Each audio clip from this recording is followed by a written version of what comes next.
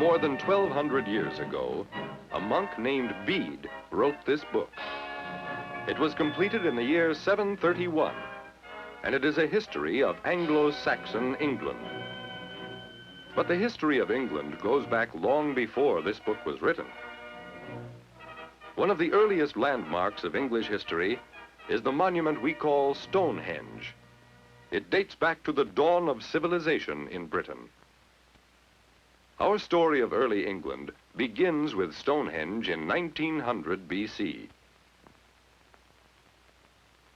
Out of a long pageant of peoples and places comes Anglo-Saxon England, which ended in 1066. The stage on which all this happened is the island of Britain off the coast of Europe. Britain is a small land, about the size of Illinois. In the north and west are mountains and low hills. In prehistoric times, Britain was an unspoiled land of forests and wilderness, grasslands and heath. From the air, we can see the work of prehistoric man in Britain. These are round barrows, great mounds in which people of the Stone Age buried their dead. They also built stone tombs, lasting monuments of the Stone Age that still mark the land of Britain. The early men of Britain who raised these huge slabs also dug into the soft chalk for flint. At this flint mine in southern Britain, men of the Stone Age patiently sat and chipped the flint into weapons. Weapons such as this stone axe. At the time our story of early England begins, stone weapons are being replaced by tools of bronze. During this time, the age of bronze and iron, a people called the Celts invaded Britain. The coming of the Celts from the region called Gaul was the first of many invasions of Britain. Still over the land of Britain, we find the remains of Celtic villages. These are stone foundations of the round huts in which they lived. We can imagine how the village might have looked. For hunting, the Celts used spears tipped with bronze or iron. As life became less primitive, the Celts produced more artistic metalwork. A beautiful Celtic princess may have used this bronze mirror. These helmets may have been worn by Celtic chiefs, chiefs whose tribes built great hill forts in their struggles with one another. These great earthworks still mark the land where the Celts lived for almost 2,000 years, until one day another people invaded Britain. The Celts, or Britons as we can call them, faced an invasion in 55 BC, an invasion of Romans. The great general himself, Julius Caesar, led the first invasion. With a fleet of 80 ships, he landed here in the southern part of the island. This is what the invading Roman legions saw, the cliffs of Britain. As the Roman ships approach, countless eyes are watching from the cliffs, the eyes of Britons ready to defend their island homeland. But the invaders are on the beach. Years after this first landing, the Romans returned in great force in 43 AD and conquered the island. Some roads they built have lasted to the present day. These marvelous roads cut straight across the countryside, vital links that tied Roman forts and military camps together.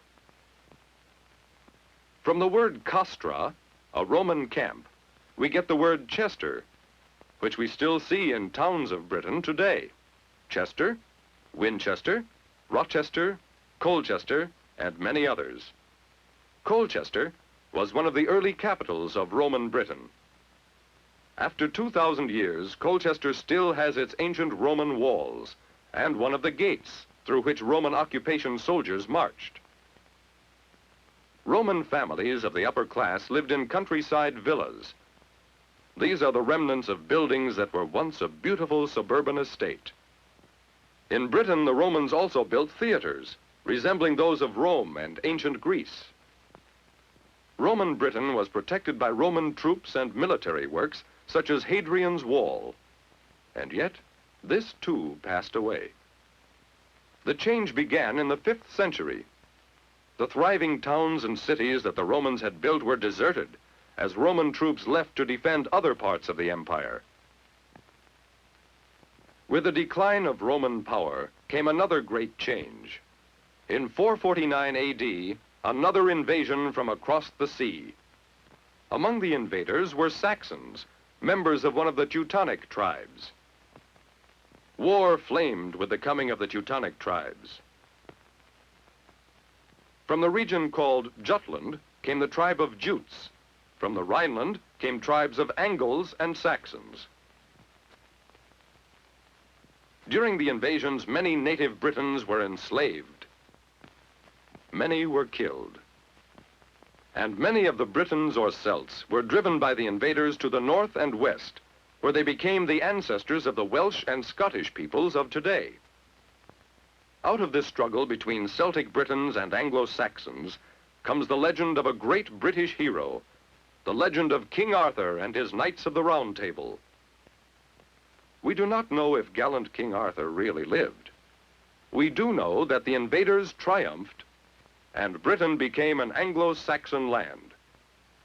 The Anglo-Saxons organized areas called shires. An important official in each shire was the reeve.